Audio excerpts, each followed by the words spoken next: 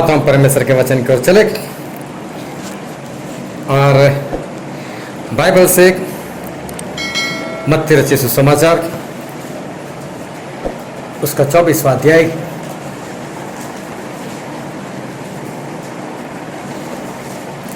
मत्ती 24 और हम पढ़ेंगे 15 पद से लेकर 28 पद तक। मत्ती 24 15 से 28। इसलिए जब तुम उस उजाड़ने वाली घृणित वस्तु को जिनकी चर्चा दानियल में भविष्यवक्ता के द्वारा हुई थी पवित्र स्थान में पड़ी हुई देखो, जो पढ़े वह समझे। तब जो यहूदिया में हो वे पहाड़ों पर भाग जाएं, जो छत पर हो वह अपने घर में से सामान लेने को न उठे, और जो खेत में हो वह अपना कपड़ा लेने को पीछे न लौटे। उन दिनों में जो गर्भवती और दूध पिलाती होगी उनके लिए हाय हाय। प्रार्थना किया करो कि तुम्हें जाड़े में या सबके दिन भागना न पड़े, क्योंकि उस समय ऐसा भारी क्लेश होगा जैसा जगत के आरंभ से न अब तक हुआ और न कभी होगा। यदि वे दिन घटाए न जाते तो कोई प्राणी न बचता, परंतु चुने हुओं के कारण वे दिन घटाए जाएंगे। उस समय यदि कोई तुमसे कहे देखो मसीह यहाँ है या वहाँ है, तो विश्वास न करना, क्योंकि झूठे मसीह और झूठे भविष्यवक्ता उठ खड़े होंगे और बड़े चिन्ह और अद्भुत काम दिखाई देंगे कि यदि हो सके तो चुने हुओं को भी भरमा दे। देखो मैंने पहले से तुमसे यह सब कुछ कह दिया है। इसलिए यदि वे तुमसे कहें देखो वह जंगल में है, तो बाहर न निकल जाना, या देखो वह कोठरियों में है, तो विश्वास न करना। क्योंकि जैसे बिजली पूर्व से निकलकर पश्चिम तक चमकती है, वैसे ही मनुष्य के पुत्र का भी आना होगा। जहाँ लोग हो वहीं गिद्ध इकट्ठे होंगे। परमेश्वर पिता का वचन हमारे लिए बहुत ही आशीषित है और परमेश्वर पिता का वचन सच्चा है। और बाइबल में ऐसा लिखा है कि यदि सच्चाई को जानोगे तो सच्चाई तुम्हें आज़ाद करेगी। आज भी परमेश्वर का वचन हमें आज़ादी की ओर लेकर जाएगा और परमेश्वर का बहुत धन्यवाद कि परमेश्वर ने ये वचन जो है वो हमें दिया हुआ है। ये बाइबल के अंदर एक तो परमेश्वर की आज्ञा लिखी हुई है और उस आज्ञा को मानोगे तो कौन कौन सी आशीषें आएगी, वो दूसरी बात उसमें आशीष लिखी है। तीसरी बात ये लिखी है कि परमेश्वर की आज्ञा नहीं मानोगे तो कैसे कैसे श्राप आएंगे, वो भी उसमें लिखा हुआ है। और साथ में बाइबल में इतिहास लिखा है और इतिहास का मतलब होता है जो ऐसी घटनाएं हो गई हैं। लेकिन बाइबल में जब हम इतिहास बोलते हैं उसका मतलब अलग होता है। बाइबल का इतिहास मतलब किसने आज्ञा मानी और उसके जीवन में परमेश्वर के वचन के अनुसार क्या हुआ, वो इतिहास लिखा है। किसने आज्ञा नहीं मानी तो उसके जीवन में क्या हुआ, वो बाइबल में लिखा हुआ है। और जिस परमेश्वर को हम मानते हैं तो बाइबल में देखो तो उन्होंने सब कुछ बनाया, हमें भी बनाया, वो हमारे सृजनहार है। और अगर वो हमारे सृजनहार है तो समझो वो तो पिता हुए, वो हमारे पिता है। फिर परमेश्वर बोलते हैं कि मैं आखिरी दिन जब स्वर्गदूतों के साथ आऊँगा, मैं मेरे महिमा के सिंहासन के ऊपर बैठूंगा और जिस तरह से एक चरवाहा भेड़ और बकरे को जुदा करता है वैसे मैं भी जुदा करूंगा और परमेश्वर न्याय करेंगे। तो इसका मतलब वो जज भी है। तीसरी बात, उन्होंने आज्ञाएं हमको दी, तो इसका मतलब वो परमेश्वर भी है, हमको चलाने वाले भी है। तो देखो परमेश्वर है, परमेश्वर पिता भी है, परमेश्वर जज भी है। फिर वही परमेश्वर मरियम के जरिए इंसान बनकर आए और जब इंसान बनकर आए तब वो मसीहा थे, मतलब छुड़ाने वाले, बचाने वाले। तो परमेश्वर हमारा मसीहा भी है, अलग अलग उनके काम है। वो मसीहा है, वो पिता है, वो हमारे जज है, वो परमेश्वर भी है। अलग अलग बातें बाइबल में लिखी हुई है। कई बार ऐसा होता है लोग किसी एक बात को पकड़ लेते, नहीं वो हमारे परमेश्वर है। कई लोग पकड़ लेते, नहीं वो हमारे पिता है। अरे पिता है, बात सही है, लेकिन पिता जब पिता है तभी पिता है, जब परमेश्वर है तो जब परमेश्वर वाले रोल में है तभी परमेश्वर है, जब मसीहा है तभी मसीहा है। हर वक्त परमेश्वर मसीहा नहीं है, हर वक्त परमेश्वर पिता नहीं है, हर वक्त परमेश्वर परमेश्वर नहीं है। तो हमारे परमेश्वर अलग अलग काम जो है वो अलग अलग कुर्सी पर बैठ कर वो करते रहते हैं। तो जब जिस रोल में बैठे हुए उस रोल को हमें मानना है। अभी कई लोग ऐसा मानते हैं कि वो हमारे पिता है, सही बात है, परमेश्वर हमारे पिता है। एक भाई साहब ने मुझसे बोला, अगर आपका बच्चा वो गलती से अगर कोई प्रसाद दे और खा ले तो बोले क्या आप उसको जला दोगे? मैंने बोला नहीं, उसको क्यों जलाऊंगा, उसको समझाऊंगा। बोले फिर आप अपने बच्चे को नहीं जलाते तो क्या परमेश्वर हमको नरक में डाल देंगे? वो भी तो हमारे पिता है। ये बात ही पूरी अलग है। अगर कोई ऐसा उदाहरण देंगे तो हमको मानना पड़ेगा, नहीं बात सही, जब मैं नहीं डाल सकता तो परमेश्वर कैसे नरक में डालेंगे? लेकिन परमेश्वर डालेंगे ना, तब परमेश्वर पिता नहीं है, तब वो जज है। और जज जो होता है उसका किसी के साथ कोई रिश्ता नहीं। जज जो होता है उनको तो बस न्याय चुकाना है, और वो भी सही। तो आजकल ऐसी बातें बहुत हो रही है, इसलिए कभी भी किसी के धोखे में मत आना। परमेश्वर परमेश्वर भी है, जज भी है, मसीह भी है और हमारे पिता भी है। जो जो जगह पर हमें उनको जिस वक्त पर बिठाना है उसी वक्त पर हमको बिठाना है, दूसरे वक्त पर हमको उनको उस जगह पर हमें नहीं बिठाना। जब प्रभु यीशु इस धरती पर आए थे तो एक बार वो समुद्र के किनारे गए, बहुत सारी भीड़ थी उनके पीछे, और बहुत सारी भीड़ थी। तो वो जो भीड़ थी वो प्रभु यीशु को हिलने नहीं दे रही थी, सभी उनके ऊपर गिर रहे थे। तो वहाँ पर पतरस मौजूद थे, और पतरस अभी तक प्रभु यीशु के चेले नहीं बने थे, और पूरी रात उन्होंने मछली पकड़ी थी, बहुत मेहनत की थी, लेकिन मछली नहीं आई थी। और वो ऐसे ही बैठे थे, और प्रभु यीशु वहाँ पर आए, बोले तेरी किश्ती में मुझे जगा दे, और किश्ती थोड़ी पानी में ले ले, और किश्ती को पानी में लेकर गए। फिर प्रभु यीशु ने वहाँ से प्रचार किया। प्रचार करने के बाद प्रभु यीशु ने पतरस से बोला कि पतरस मछली कितनी है? बोले परमेश्वर मछली तो आई नहीं। बोले कोई बात नहीं, एक काम कर, बोले गहरे जल में जाकर तू जाल डाल और बहुत सारी मछली आएगी। अरे पतरस वो सोच रहा था कि ये तो सुतार का बेटा है, इसका काम तो लोगों पर प्रचार करना है, इसका काम तो बीमारों को चंगाई देना है, और ये मछली के बारे में ये क्या जानेगा। लेकिन जिस तरह से प्रभु यीशु के पीछे भीड़ है, उस कारण से उन्होंने इतना बोला कि प्रभु पूरी रात बहुत मेहनत की लेकिन एक भी मछली नहीं आई, लेकिन चलो आप बोलते हो ना तो मैं जाल डाल ही देता हूँ। तो पतरस अकेले गए। अभी उनके वहाँ 4 साथी थे, एक तो सगा भाई था अंद्रयास, फिर यूहन्ना और याकूब। ये 4 मिलकर ये काम किया करते थे, चारों साथ में मिलकर जाल डालते थे, क्योंकि समुंदर है, वो छोटी जाल नहीं होती, बड़ी वाली होती। अगर मछली फंसे तो 4 लोगों को साथ में मिलकर खींचना पड़ेगा। लेकिन पतरस को मालूम है पूरी रात तो मछली आई नहीं, अभी सुतार के बच्चे के कहने से क्या होने वाला है, कुछ नहीं होने वाला, डालता हूँ मैं जाल। अकेले चले गए और जाल डाली, लेकिन जब खींचने गए तो पता चला कि बहुत मछली आई इसमें तक। और तब आवाज़ लगाई, ए अंद्रयास जल्दी आओ, यूहन्ना याकूब जल्दी आओ, बहुत मछली है। जाल भी फटने लगी, और सभी कुछ 4 लोगों ने मिलकर उस मछलियों को निकाला, जाल को समुद्र के किनारे लेकर आए, बड़ा सा ढेर हो गया। और जब इतना हुआ तब परमेश्वर ने पतरस से एक बात की, और हम बाइबल में पढ़ते हैं लूका रचित सुसमाचार उसका 5वां अध्याय और उसका 11वां पद।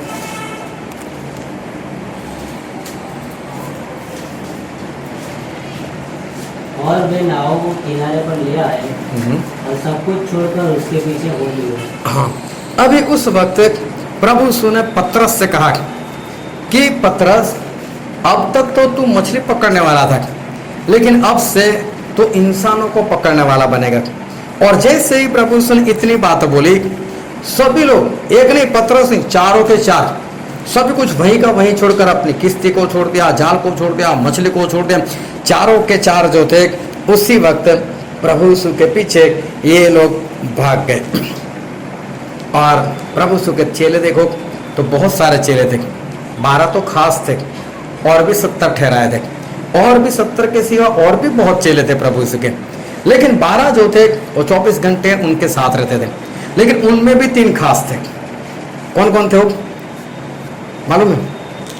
एक पतरस, एक यूहन्ना और याकूब, यही 3 लोग।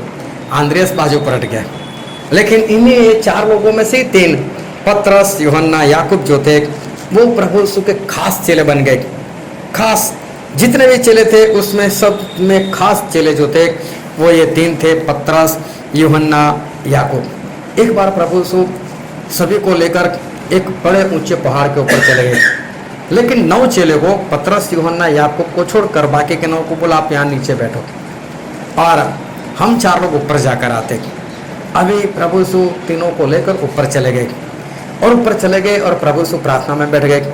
जब प्रार्थना में बैठ गए तो ऐसा हुआ कि उनके जो कपड़े थे वो इस तरह से सफ़ेद हो गए कि कोई भी इतना सफ़ेद नहीं कर सकता, और उनका जो मुंह था वो सूरज के समान चमकने लगा।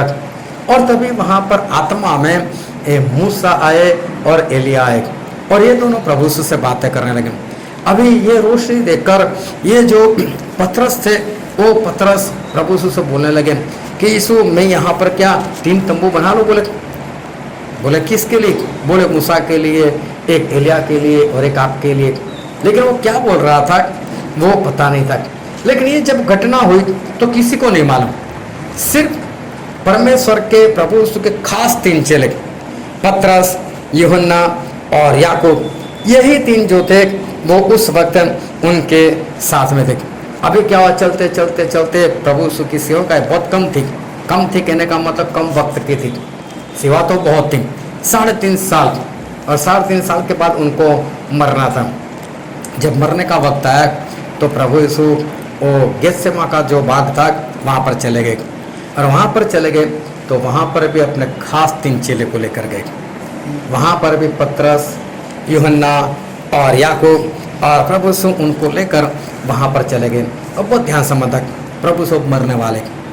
सबसे पहले घटना हुई जब पतरस मछली पकड़ने के लिए गए और प्रभु यीशु ने कहा कि पतरस मैं तुझे इंसानों को पकड़ने वाला बनाऊंगा, और सब कुछ छोड़कर तीनों भाग गए प्रभु यीशु के पीछे और इतने आगे बढ़े कि प्रभु यीशु के खास बन गए। कोई हमारा खास कब बन सकता है? जब वो हमारा काम ऐसे करेगा, हमारी आज्ञा ऐसे मानेगा। बाकी के चेले भी मानते होंगे, लेकिन जिस तरह से पतरस, यूहन्ना और याकूब मानते होंगे ना, उस तरह से दूसरे नहीं मानते होंगे। इस कारण से 3 जो थे वो प्रभु यीशु के खास बन गए। जब प्रभु यीशु की इतनी महिमा पाई गई तभी भी देखने में कोई नहीं था, सिर्फ यही 3 थे। अभी जब प्रभु यीशु मरने वाले तो चले गए गेत्सेमा के बाग में, वहाँ पर भी इन तीनों को लेकर गए और प्रभु यीशु ने उन तीनों के साथ बात की। और हम बाइबल में पढ़ते हैं मत्ती उसका 26वां अध्याय और उसका 38वां पद।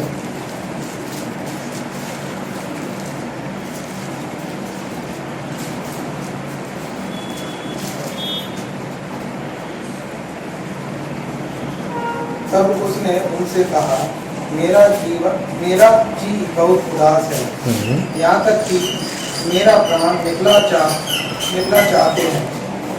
तुम यहीं ठहरो और मेरे साथ जागते रहो। अभी प्रभु यीशु ने इन तीनों को बोला कि देखो आप 3 लोग यहाँ पर जागते रहना और मुझे मरना है, और मैं भी बहुत दुखी हूँ। सही में प्रभु यीशु इंसान बनकर आए थे, काफ़ी दुखी थे, अभी उनको दर्दनाक मौत सहन करना था।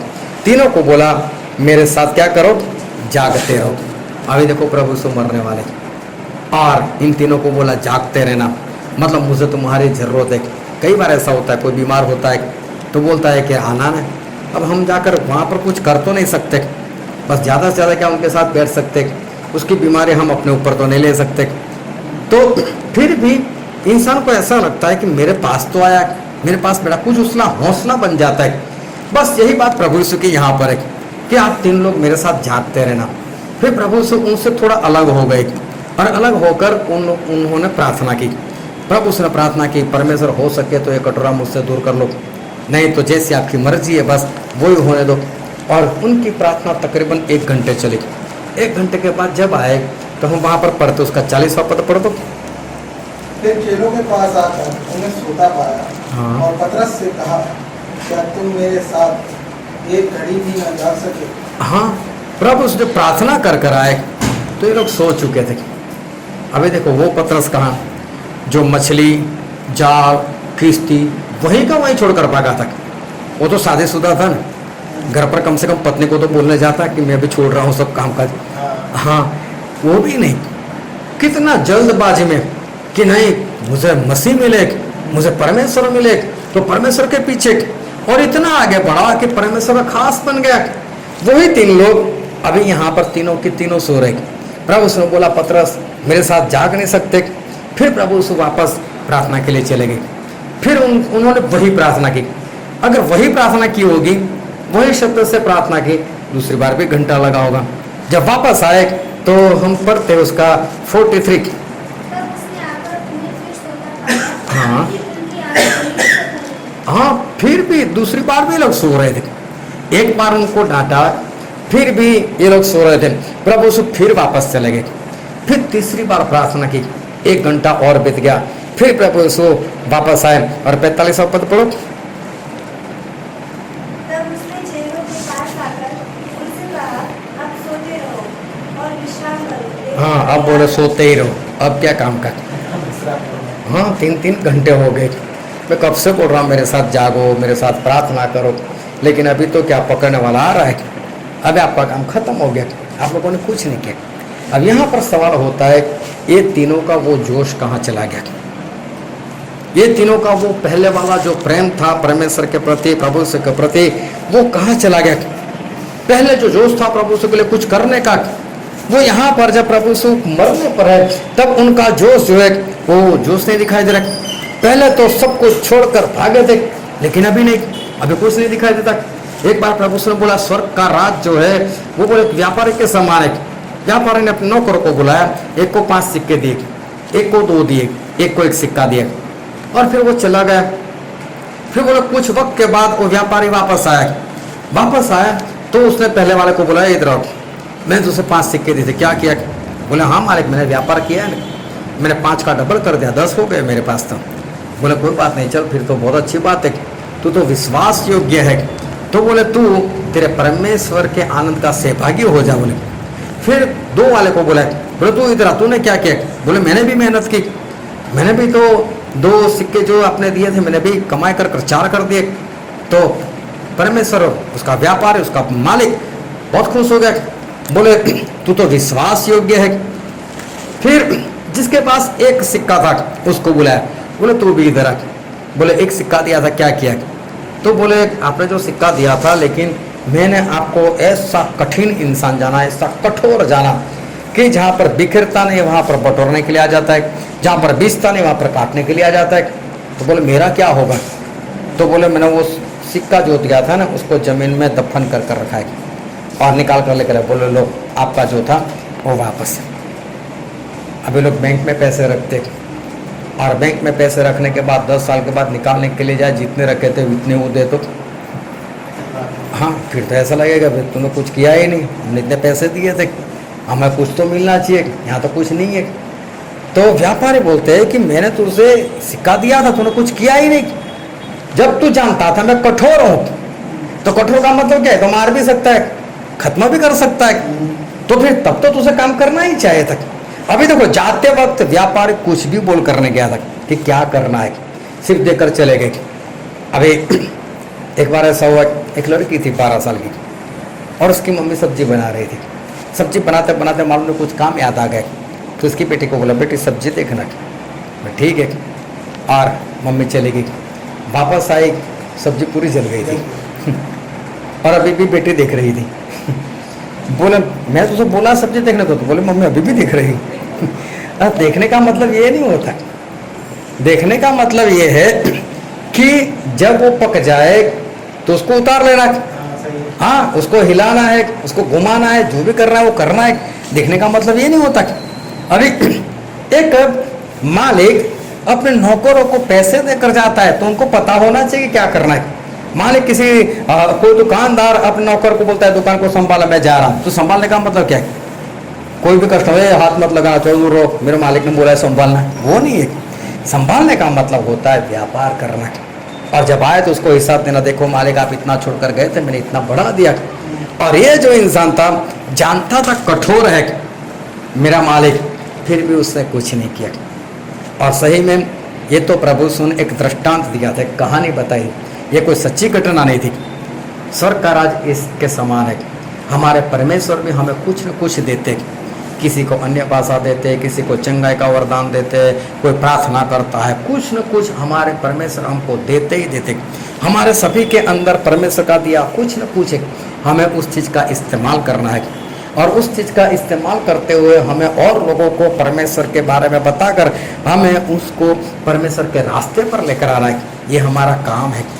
एक आत्मा जितना वो हमारा काम है कि हमें किसी न किसी को तो परमेश्वर के पास लेकर ही आना है।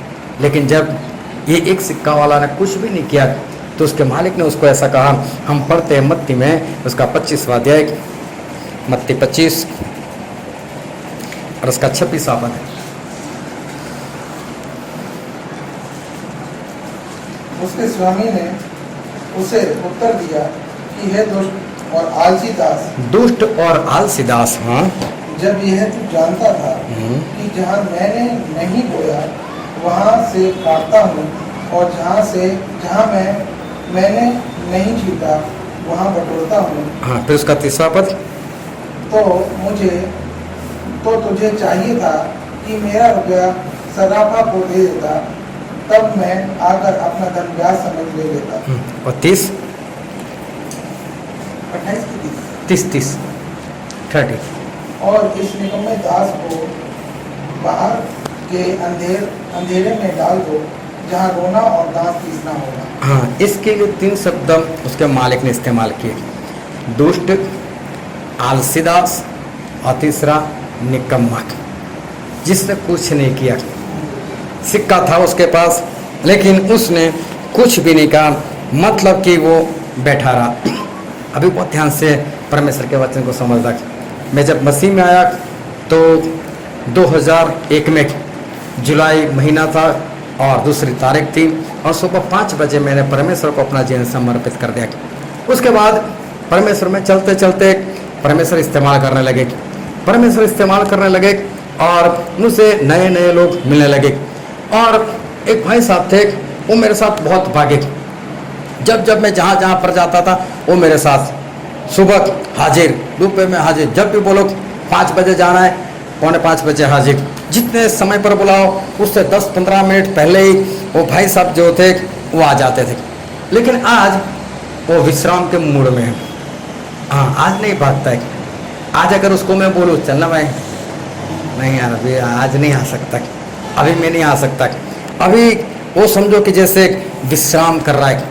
एक भाई साहब और थे, वो भी मेरे साथ बहुत भागे और काफ़ी मेहनत की, अभी भी भाग रहे, लेकिन पहले के समान नहीं। पहले हर रोज भागते थे, तो अभी हफ्ते में एक बार जाते हैं, कभी 2 हफ्ते में एक बार जाते हैं। पर इस तरह से अपना गुजारा जो है वो करते ठंडे हो चुके। एक परिवार में मैं अभी गया और वो जो बहन जी थी उसने अपने पति की कंप्लेन की, और कंप्लेन ऐसी थी, बोले मेरे पति को कुछ समझाओ। बोला क्या समझाऊँ? बोले बाइबल ही नहीं पढ़ता। मैं बोला बाइबल नहीं पढ़ता? बोला नहीं।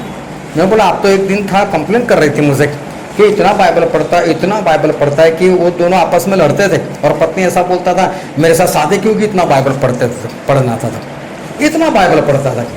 और अभी वही पत्नी अभी कंप्लेन कर रहे पढ़ता ही नहीं है, कहाँ गया वो जोश? और अभी वही पत्नी अभी कंप्लेन कर रहे बाइबल तो पढ़ना चाहिए ना। पहले इतना ज़्यादा की कंप्लेन करती थी, मेरे सामने देखता नहीं, और अभी ऐसी कंप्लेन कर रहे हैं कि बाइबल भी नहीं पढ़ता है। कैसी बात है। इंसान जो है उसका शुरू का जोश, और जैसे जैसे जैसे चलता जाता है फिर वो जोश जैसे ठंडा पड़ जाता है। इंसान भागता है, दौड़ता है, मेहनत करता है, और फिर धीरे धीरे धीरे बैठ जाता है। हम इंसानों को भी देखना, 40 साल तक तो भागता रहेगा, दौड़ता रहेगा, ये वो, फिर 40 से 60 तक देखो, ए बेटा पानी ला, ये करो, फिर दूसरे को ऑर्डर करेंगे, फिर उसके बाद तक वो उसको उठाए तब उठेगा, वरना हिलेगा भी नहीं। ऐसा ही आत्मिक जीवन में, लोगों के जीवन में ऐसा दिखाई देता है कि इंसान ठंडा हो जाता है, पहले जो उसमें परमेश्वर के लिए जोश होता है, पहले जो परमेश्वर के लिए उसको भागना होता है, बहुत भागता है, बहुत परमेश्वर से प्रेम करता है। लेकिन जैसे जैसे वो आगे बढ़ता जाता है, जैसे जैसे वक्त निकलता जाता है, धीरे धीरे धीरे वो जोश जो है वो ठंडा पड़ जाता है। कभी देखना कई लोग क्या करते हैं, अपने फ्रिज में जो ड्रिंक होता है वो ला कर रख देते कि चलो कोई हमारे वहाँ कोई गेस्ट आएगा तो उसको थोड़ा सा निकाल कर देंगे। एक ही बार में बोले बड़ी बोतल लेकर आओ, बड़ी बोतल रख देते, एक बार खोलो उसमें गैस होता है, फिर गैस क्या है, एक बार खोलो दो बार खोलो गैस निकल जाता है। उसके बाद कोई पीता है उसको मज़ा ही नहीं आता है, उसको जिसको भी पिला उसको पता चल जाएगा कि ये नया वाला तो नहीं निकाल कर दिया, ये पुराना भर कर रखा था वही दिया, पता चल जाता है। ऐसा होता है जो, और पहले कैसा होता है, ढक्कन को खोलो तो अभी ध्यान से खोलना पड़ता है कहीं सब कुछ उछल कर बाहर ना आ जाए, इतना जोश रहता है। फिर उसके बाद तो उसको हिलाओ ना फिर भी हिलता नहीं है, फिर उसके अंदर कुछ नहीं होता है। ऐसा आत्मा में इंसान के जीवन में हो जाता है। और इसीलिए प्रभु से ऐसा कहते हैं, हम पढ़ते हैं प्रकाशित वाक्य में उसका 2 अध्याय और उसका 2, 3, 4 पद। प्रकाशित वाक्य 2 से 4।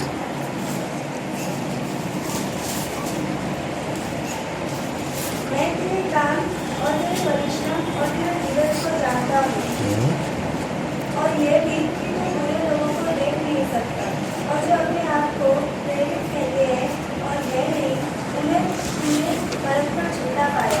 तू धीरज धरता है और मेरा नाम के लिए तू उठाते उठाते थका नहीं। हाँ, कितनी अच्छी अच्छी बातें परमेश्वर कर, तू बहुत कुछ अच्छा है, तूने बहुत कुछ किया, लेकिन फिर आगे और मुझे तेरे विरुद्ध ये कहना है कि तूने अपना पहला सा प्रेम छोड़ दिया है। हाँ, पहले वाला प्रेम तूने छोड़ दिया।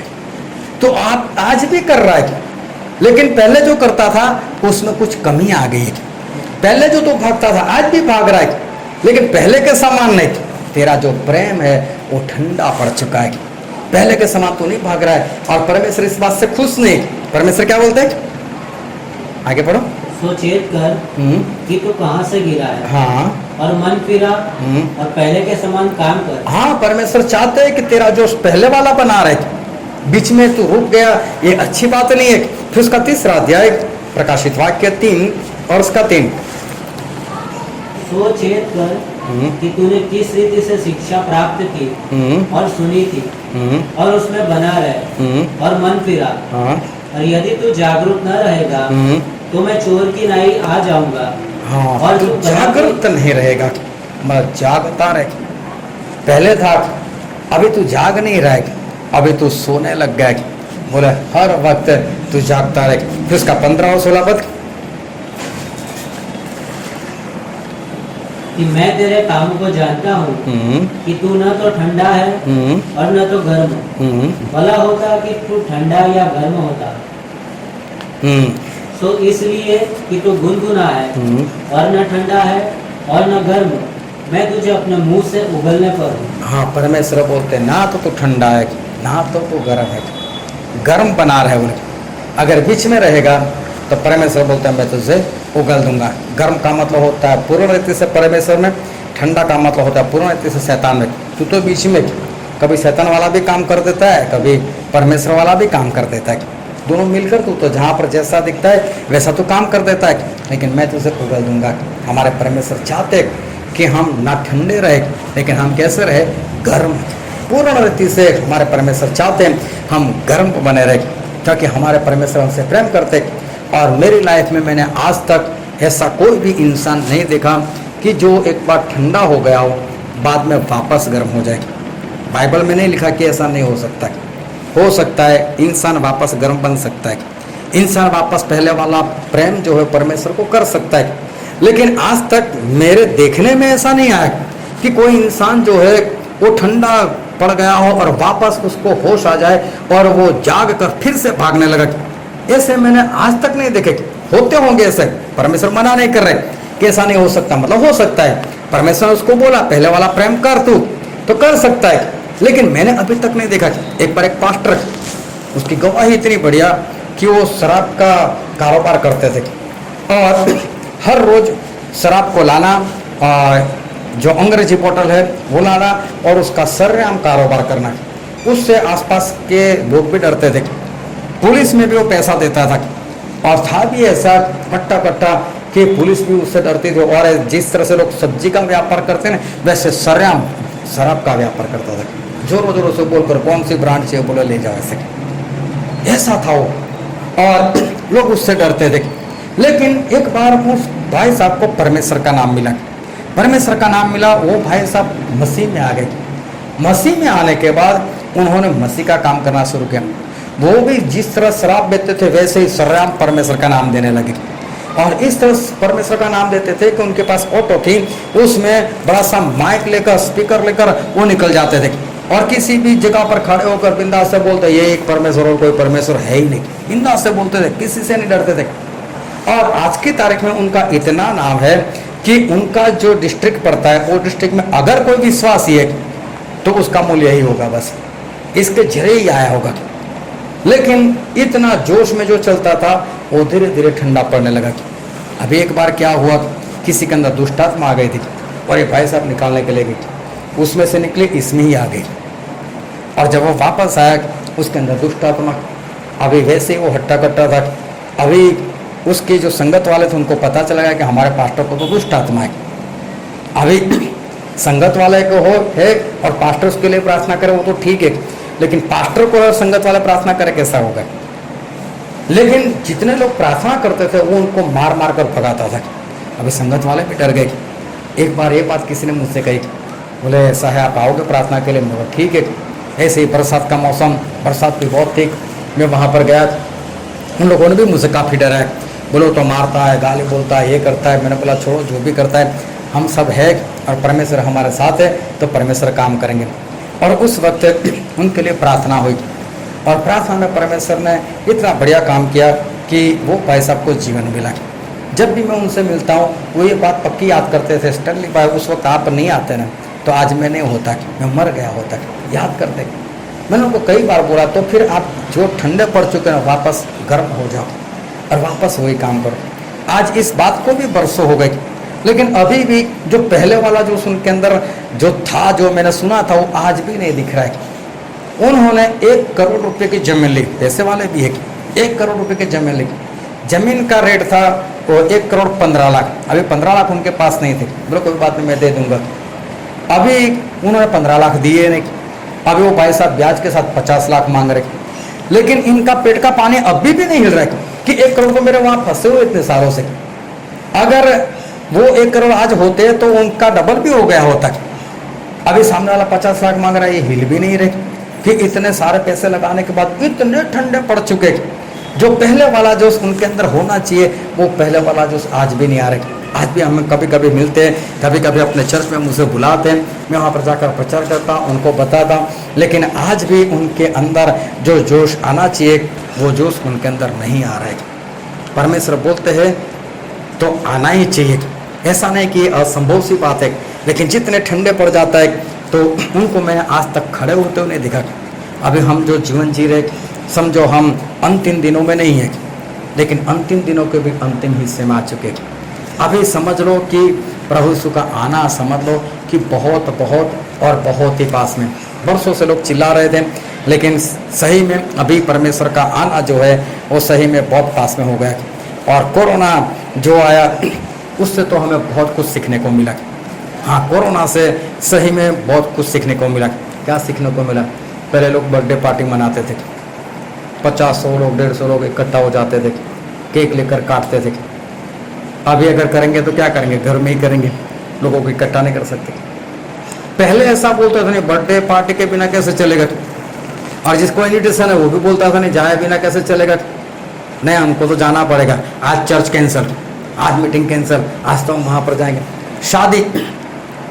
शादी में भी ऐसा होता था, नहीं शादी है फिर हमारे घर में कौन आएगा। अरे ये तो ठीक, कभी दफन होता था ना तो ही बोलते हमारे घर में कौन आएगा। तो तू क्या चाहता है तेरे घर में कौन मर जाए और दफन करने के लिए कोई आए? इंसान सोचता नहीं मैं क्या बोल रहा हूँ क्या नहीं। दफन में जाना जरूरी, शादी में जाना जरूरी। उस दिन अगर मीटिंग में नहीं जाएंगे तो क्या होगा? उस दिन अगर प्रभु बोध नहीं लेंगे तो क्या होगा? कुछ नहीं। अगले संडे तो है ही, अगले संडे कहाँ कोई शादी है, अगले संडे कौन सी बर्थडे पार्टी। तो कोरोना ने हमको सिखा दिया बर्थडे पार्टी के बिना चलता है, शादी में नहीं जाओ तो चलता है, अच्छे कपड़े पहने बिना घूमो तो भी चलता है। क्योंकि लॉकडाउन में बाहर ही नहीं निकलते थे। जो घर वाले कपड़े थे ना वही खराब हो गए लोगों के। लोगों को बाहर वाले कपड़े होते हैं ना वो ज़्यादा खरीदने की जरूरत पड़ती। ये पहली बार ऐसा हुआ कि घर के अंदर जो लोग कपड़े पहन के बैठते हैं वो कपड़े जल्दी से खराब हो गए, क्योंकि घर से बाहर उनको जाना नहीं था।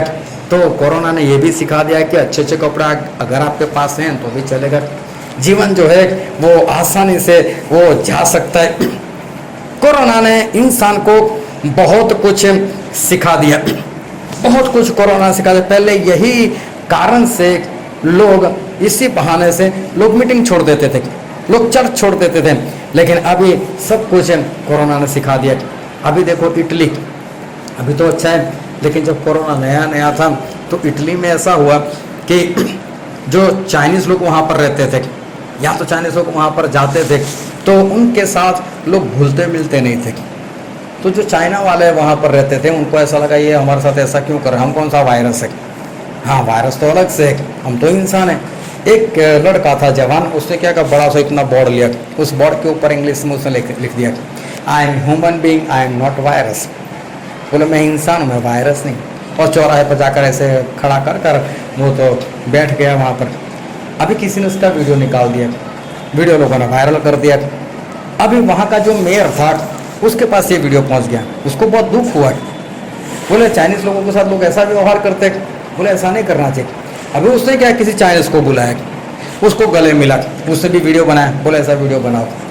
और चाइनीज़ को गले मिलकर अच्छे से उसके साथ मिला और बोले वीडियो वायरल करो कि चाइनीज़ लोगों के साथ ऐसा व्यवहार मत करो, उससे अच्छे से मिलो।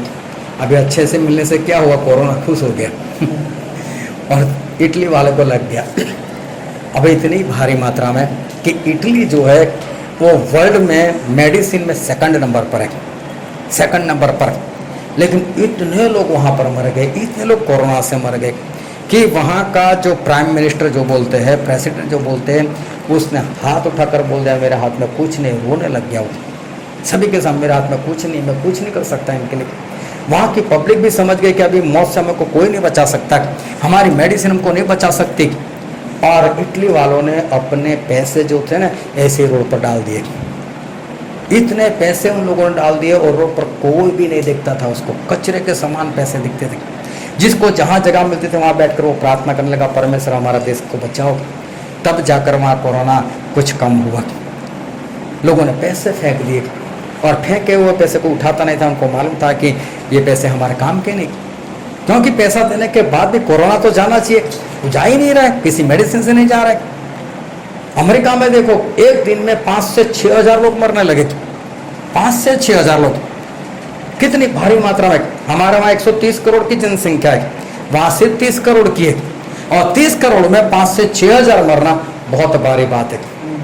इतने लोग मरने लगे, इतने लोग मरने लगे। और वर्ल्ड में अमेरिका 1st नंबर है जो सबसे ज़्यादा हथियार को बेचता है, उसके हथियार लोग पसंद करते। उसका एक भी हथियार कोरोना नाम के वायरस के सामने नहीं चला। अगर वो मिसाइल लेकर खड़ा हो जाए कोरोना वायरस को, बोलता तो मेरे सामने, तो कोरोना क्या बोलेगा, आता हूँ मैं तो यहीं पर हूँ। उसकी एक मिसाइल, एक गोली, एक बम कुछ भी काम नहीं कर पाएगा। और अमेरिका की हालत जो थी इतनी बिगड़ गई कि अमेरिका तहस नहस सा वहाँ पर हो गया। और यहाँ तक कि जो उसका प्रेसिडेंट था ट्रंप, उसने तो बोला जितने मरते हो मरने, तो बोले 20 लाख तक मर जाएंगे, बोलो हमें कोई बात नहीं की। लोगों के पास पैसे थे, हथियार थे, लेकिन फिर भी वो कोरोना को वो ख़त्म नहीं कर सके, मर गए। एक भाई साहब ने अमेरिका से ऐसा कहा, अगर मुझे कोरोना से बचकर मुझे जीवन मिल जाए तो अब मैं परमेश्वर में जीवन जीऊँगा। बोले आज तक परमेश्वर नहीं दिखते थे, आज तक उनको बीच दिखते थे। बस समुद्र के किनारे जाओ, मौज मस्ती करो, शराब पियो, और सोमवार से लेकर शुक्रवार तक फिर कमाई करो, फिर वापस वही मौज मस्ती। किसी के पास चर्च में जाने के लिए वक्त नहीं। और कोरोना ने उनको बता दिया कि ये सारी बातें जो है वो कोई काम की नहीं। मेरी ज़िंदगी में मैंने तो फर्स्ट टाइम ऐसी कोई बीमारी देखी, फर्स्ट टाइम लॉकडाउन ये शब्द सुना, क्वारंटाइन शब्द सुना, ये पहली बार सैनिटाइज़र पहली बार शब्द सुना था। सैनिटाइज़र इस्तेमाल करते बहुत कम, अस्पताल में बस किसी को ऐसी भारी बीमारी हो तो नर्स लोग इस्तेमाल करते थे, ज़्यादा कुछ नहीं। अभी तो घर घर में सैनिटाइजर हो गए। अभी तो ऐसे ही जैसे वो मोबाइल का कवर बेचने वाले बैठते हैं, ऐसे सैनिटाइजर लेकर लोग बैठने लगे। हाँ, ये सब हमको पता नहीं था, ये सब हमने हमारे ज़िंदगी में कुछ भी हमने देखा नहीं था। और आजकल तो ऐसी ऐसी बातें बाहर आने लगी, सच झूठ परमेश्वर जाने कि बोले लोगों को कोरोना पॉजिटिव बताकर उसको ख़त्म कर देते, उसको मार देते, किडनी निकाल देते हैं, आंखें निकाल देते हैं और डेड बॉडी पैक कर देते, उसको कोरोना था उसको खोलना नहीं, बस ऐसे ही जला दो उसको। अभी सही है, सच है, परमेश्वर जाने, लेकिन बात ऐसी बहुत बाहर आ रही है। लेकिन एक बात पता चलती है कि अभी जो दिन आ रहे अभी अच्छे दिन तो नहीं आएंगे। हाँ, इतना तो पता चल गया कि अभी जो दुनिया चल रही है उससे इतना पता चलता है कि आने वाले दिन जो है वो बहुत ही दर्दनाक होंगे, बहुत ही खतरनाक होंगे। और प्रभु यीशु के आने से पहले अगर कुछ होने वाला है तो वो है सिर्फ एंटी क्राइस्ट, सिर्फ मसीह का विरोधी जो है वो आने वाला है। जब लोग कोरोना का सामना नहीं कर सकते तो जो मसीह का विरोधी आएगा उसका लोग किस तरह से सामना कर पाएगा। अभी मैं किसी के घर में गया प्रार्थना के लिए, वो भाई साहब का एक्सीडेंट हो चुका था 1.5 साल पहले और उनको कमर में कुछ लगा था, डॉक्टर ने बोला था कि 3 महीने लगेंगे। उस वक्त परमेश्वर की प्रार्थना से चलो उनको तुरंत चंगाई मिल गई थी और फिर से उनको दर्द होने लगा। उनके पिताजी ने मुझे बोला कि आप प्रार्थना के लिए आओ। जब मैं वहाँ पर गया वो भाई साहब मेरे से दूर बैठे, बोला क्या हुआ? वही जगह पर कमर में दर्द कर रहा है। बोला नहीं, वहीं पर दर्द नहीं कर रहा है, दर्द तो पूरा बदन कर रहा है। और बोला मुझे अच्छा नहीं लग रहा है, हल्का सा बुखार भी है और मैं कोरोना के लिए मैं ब्लड देकर आया हूँ। बोले और आज मेरा उसका रिपोर्ट आने वाला है। बोला आप वहीं पर बैठकर प्रार्थना करना, पक्का मेरा रिपोर्ट पॉजिटिव है। बोले मुझे अंदर से लग रहा है कि बस वही होगा। मुझे तो डरा हुआ था, अपने घर वालों को भी दूर दूर रखता था। मुझे बोला वहीं से बैठकर प्रार्थना करो। मैं बोला ठीक है। जब प्रार्थना समाप्त हुई मैंने उसके सामने से हाथ बढ़ा दिया, बोले ऐसे। मेरा बोला नहीं, हाथ मिलाओ, कुछ नहीं होने वाला। उसके साथ हाथ मिलाकर मैं निकला और दूसरे दिन मैंने उनको पूछा कि भाई साहब आपका रिपोर्ट आया? बोले हाँ रिपोर्ट आया। मैं बोला क्या रिपोर्ट आया? बोले नेगेटिव है। मैंने बोला देखो डरते थे उससे। एक भाई साहब को कोरोना पॉजिटिव रिपोर्ट उसका, और मैं उसको 3 बार मिला, 3 से 4 बार मिला। वो ऐसे ही दूर बैठता था। मैं बोला दूर मत बैठो, हम पहले कैसे मिलते थे, गले मिलते थे, वैसे ही गले मिलो। और बोले कोरोना पॉजिटिव, मेरे पास उसकी बात छोड़ो, मैं उसको गले मिलकर ही मिला। बहुत लोगों से मैं ऐसे जिसको कोरोना था उसको मैं मिला, लेकिन कुछ भी नहीं हुआ आज तक। नहीं हुआ उसका कारण है हमारे परमेश्वर। हमारे परमेश्वर जो है वो जीवित है और हमारे परमेश्वर जो है वो सच्चे। अब एक बहन जी ने मुझसे बोला कि एक भाई साहब उसके लिए प्रार्थना करो। बोले उसको न्यूमोनिया हो चुका है। मैं ठीक है, उसके लिए प्रार्थना की। प्रार्थना के बाद उन्होंने बोला नहीं आप कल यहाँ पर आ ही जाओ। अभी अंकलेश्वर में थे वो भाई साहब, मैं वहाँ पर गया, उन्होंने बताया कि इनको न्यूमोनिया है। मैं वहाँ, मुझे वो खुद नर्स थी तो मुझे अंदर लेकर गए और उस भाई साहब के पास पहुँचाया। मैंने उसके सर के ऊपर हाथ रखकर प्रार्थना की और मैं प्रार्थना कर वहाँ से आ गया। और फिर कल ही हम वहाँ पर जाकर मीटिंग कर भी आ गए। वो भाई साहब पूरे अच्छे हो गए थे और कल गवाही में बताया इसको सही में कोरोना था, मैंने किसी को नहीं बोला था, लेकिन मुझे तो प्रार्थना करने के लिए अंदर लेकर गई। मुझे इसके सर के ऊपर हाथ रखकर प्रार्थना करो। परमेश्वर हमारे सच में बहुत अच्छे, हमारे परमेश्वर वो हमको बचाते। इन्होंने किसी को नहीं बोला, इसका कारण ये था कि कहीं कोई डर के हमारे कुछ हो जाए, कहीं इस भाई साहब को कुछ हो जाए, तो लोग जो है वो कोरोना से डरते। तो फिर जब मसीह का विरोधी आएगा तो मसीह का विरोधी आएगा तब क्या होगा? और बाइबल में जो आज हमने वचन पढ़ा था वो मसीह के विरोधी को लेकर है। मत्ती 24:15 से लेकर जो हमने पढ़ा तो वो मसीह के विरोधी को लेकर कि मसीह का विरोधी जो है वो आने वाला है और प्रभु यीशु के आने से पहले वो इस संसार में प्रकट होने वाला है, पूरी धरती के ऊपर वो राज करने वाला है। और जिस दिन वो आएगा उस दिन के लिए परमेश्वर खुद ऐसा बोल रहे हैं। जो वचन हमने पढ़ा था वहाँ पढ़ते हैं मत्ती 24 और उसका 15 और 16 पद। तो जब तुम उस उजाड़ने वाली घृणित वस्तु को जिसकी चर्चा दानियल भविष्यवक्ता के द्वारा की गई थी पवित्र स्थान में खड़ी देखो, जो पढ़े वह समझे। तब जो यहूदिया में हो वे पहाड़ों पर भाग गए। हाँ। जो कोठे पर हो वह अपने घर में से सामान लेने को न उतरे, और जो खेत में हो वह अपना कपड़ा लेने को पीछे न लौटे। हाँ, परमेश्वर कितना स्पष्ट, बहुत भयानक सा दिन है बोले। मसीह का विरोधी जो आएगा वो तो इतना भयानक सा दिन है कि परमेश्वर बोलते जहां पर वहां से भाग जाओ बोले, उसके हाथों से बच निकलो, नहीं तो वो अपनी मुहर दे देगा तो नरक पक्का हो जाएगा। परमेश्वर बोलते हैं कि उससे तो भाग ही जाओ। लेकिन फिर परमेश्वर ने एक बात और बताई, आगे हम पढ़ते उसका 20वां पद। और प्रार्थना किया करो कि तुम्हें जाड़े में या सब के दिन में न भागना पड़े। हाँ, परमेश्वर बोलते हैं कि तुम्हें जाड़े में और सब के दिन ना भागना पड़े। एक बात ध्यान समझना, अभी मसीह का विरोधी हमारा सब्जेक्ट नहीं है, लेकिन मसीह के विरोधी को 7 साल दिए गए, तो 7 साल में तो 7 बार जाड़े के दिन आएंगे, सब के दिन तो कितने आ जाएंगे? हाँ, वो तो एक साल में 52 बार आता है, तो फिर 7 साल में कितनी बार आएंगे? और परमेश्वर क्या बोलते कि तुम्हारा भागना सब्त के दिन ना हो, 7वें दिन ना हो, विश्राम के दिन ना हो।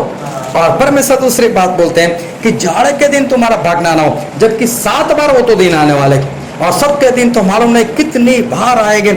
लेकिन परमेश्वर बोलते हैं कि तुम प्रार्थना करो कि तुम्हारा भागना जाड़े के दिन और सब्त के दिन ना हो। क्यों? परमेश्वर को इस दिन से क्या लेना देना है? परमेश्वर क्यों ऐसा बोलते हैं? और वो ध्यान समझना, बाइबल जो है वो आत्मिक है। हाँ, वो आत्मा से लिखा गया, पवित्र आत्मा से लिखवाया गया, और बाइबल में जो है वो आत्मिक बात है। सब्त का दिन मतलब 7वां दिन, 7वां दिन मतलब विश्राम का दिन, विश्राम का दिन मतलब जब लोग सोते रहते, आराम करते उस दिन। हमने देखा कि पतरस, यूहन्ना, याकूब सब कुछ छोड़कर भागे, और 3.5 साल में इतने ठंडे हो गए कि प्रभु से मरने पर है, और उनको बोलते प्रार्थना करते तब सो रहे। ये है सब्त का दिन, जब इंसान सब कुछ छोड़कर विश्राम कर रहा है, उसको संडे मंडे से लेना देना नहीं है, आत्मा में सो चुका है। परमेश्वर बोलते हैं जब तुम लोग आत्मा में सो जाओ तब तुम्हारा भागना ना हो। अगर एंटिक्राइस्ट ऐसे वक्त पर खड़ा होगा जब तुम आत्मा में विश्राम कर रहे थे तो क्या होगा? उस वक्त कैसे उठोगे? उस वक्त कैसे भागोगे? फिर तो एंटिक्राइस्ट के हवाले ही हो जाओगे, फिर तो खत्म ही हो जाओगे, उसकी मोहर जो है उसकी मोहर ले ही लोगे। एक बहन जी ने मुझसे बताया कि मेरा परीक्षण बहुत हो रहा है, मेरा परमेश्वर परीक्षण बहुत कर रहा है। मैं बोला बहन जी आपका परीक्षण नहीं होता है। बोले नहीं, मेरे ऊपर बहुत ऐसी ऐसी बातें आते हैं, ऐसी ऐसी विपत्ति आते हैं, परमेश्वर मेरा परीक्षण करते हैं, परमेश्वर मेरा परीक्षण करते हैं। मैं उनको बोला देखो, सबसे पहले तो परमेश्वर परीक्षण नहीं करते, परमेश्वर परीक्षा करते हैं, और शैतान जो है परीक्षण करता है, वो देखता है इसको कितना आता है। अभी देखो कि बच्चे जब स्कूल में एडमिशन लेंगे, पूरा साल पढ़ेंगे, तभी तो कोई पूछेगा तो उसे कितना आता है।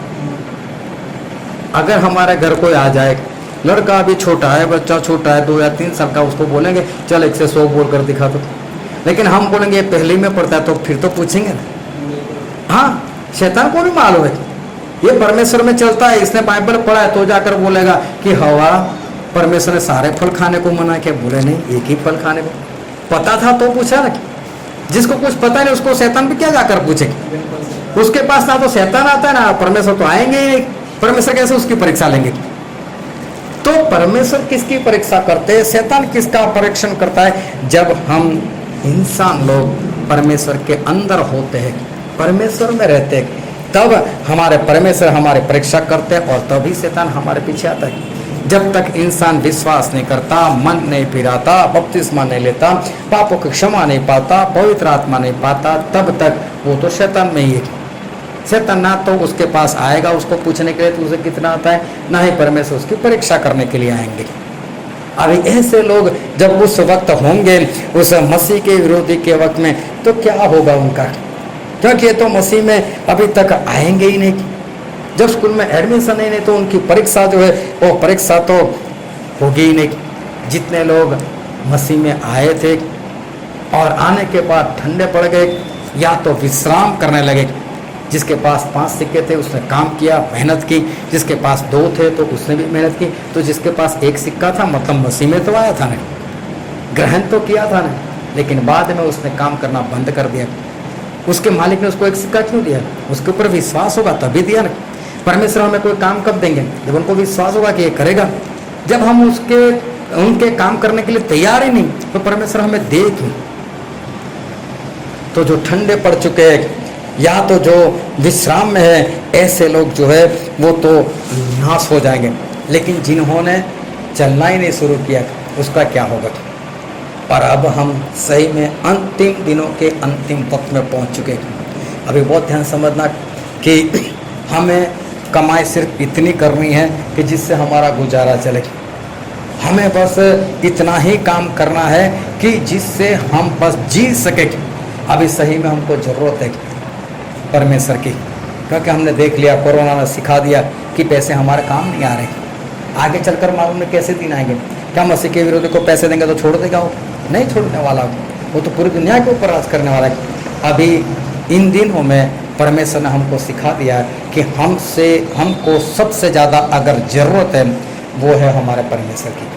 हमें सबसे ज़्यादा ज़रूरत है पवित्र आत्मा की। हमको सबसे ज़्यादा ज़रूरत है पापों की क्षमा पाने की। हमें ज़रूरत है मसीह की आज्ञा मानने की, क्योंकि अब हमें पहुंचना है परमेश्वर के पास।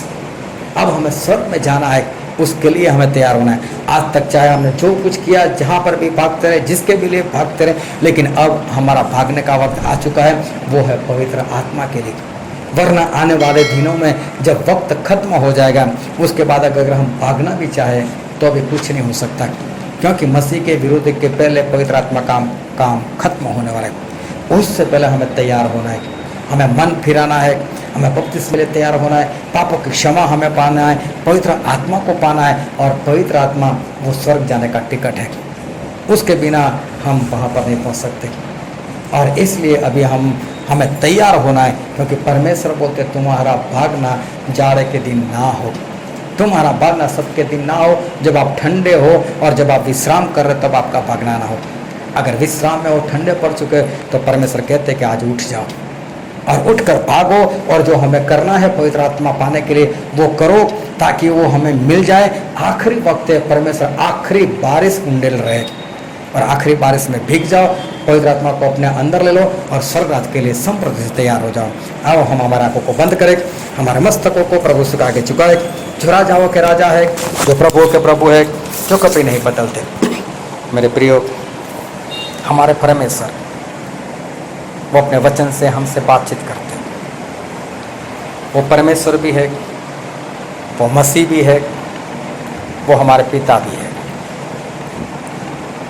लेकिन आखिरी दिनों में जब वो आने वाले हैं, तब वो जज बनकर आने वाले हैं।